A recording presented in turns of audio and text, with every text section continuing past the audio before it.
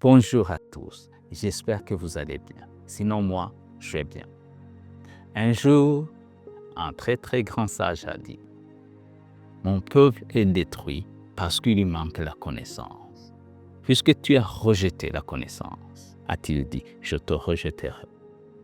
Longtemps après, un autre très grand de la même espèce a dit, vous connaîtrez la vérité et la vérité vous affranchira.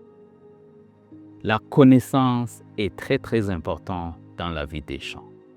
Elle est tout autant dans la vie des projets, des organisations, des entreprises, des communautés et des nations. Aucune grande fortune ne peut se faire sans la connaissance. Aucun processus de développement personnel ne peut réussir dans la vie, dans l'individu, sans la connaissance. Aucune invention ne peut se faire sans la connaissance. Aucune nation ne peut se développer et rayonner dans le monde sans la connaissance. Aucun projet ne peut impacter une communauté sans la connaissance. Pour le constater par toi-même, regarde la vie des entreprises et tu seras convaincu. En fait, ce sont les entreprises qui sont à la pointe de la connaissance qui dominent le monde. Les cas de Google, Samsung, Apple, Amazon et Meta prouvent suffisamment cet état de fait. Pour le voir de tes propres yeux, observe la vie des nations et tu seras conquis.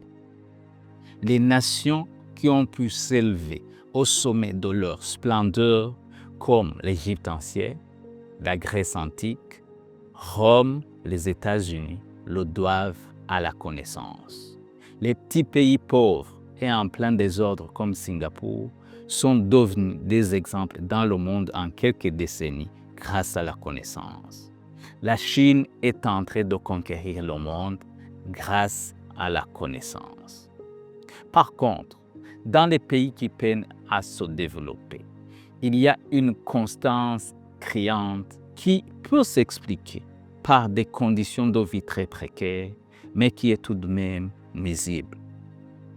Les gens sont préoccupés, presque exclusivement, par la recherche des moyens de subsistance. Ainsi, ils négligent la connaissance pour privilégier toute autre chose qui peut leur permettre de vivre au jour le jour.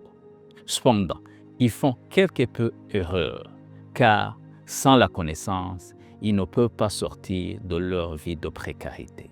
Sans la connaissance, ils ne peuvent pas construire des organisations et des entreprises prospères.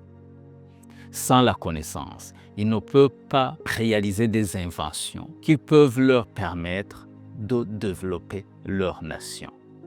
Sans la connaissance, ils ne peuvent pas améliorer leur méthode de travail et développer les facteurs de production si essentiels au développement socio-économique. Maintenant, je vais laisser les gens, les projets, les communautés, les nations, les entreprises et les organisations pour me pencher sur toi et répondre à ma question. Es-tu un ami de la connaissance ou pas?